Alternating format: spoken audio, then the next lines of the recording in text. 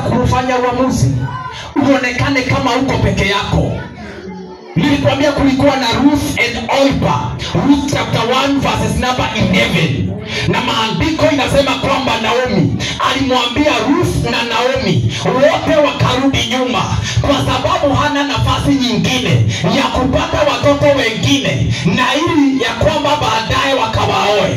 Na maandiko inasema kwamba Orpah akarudi nyuma, lakini Ruth akasema mimi nitakufuata, na mahala ambapo utakuwa hapo ndipo nitakuwa, na watu wenu watakuwa watu wangu. Oh jameni, Mungu anatafuta watu watakao kata kauli, sio kwa sababu ya kile wanaona, sio kwa sababu ya kile wanasikia, lakini ni kwa sababu ya vile Mungu anasema.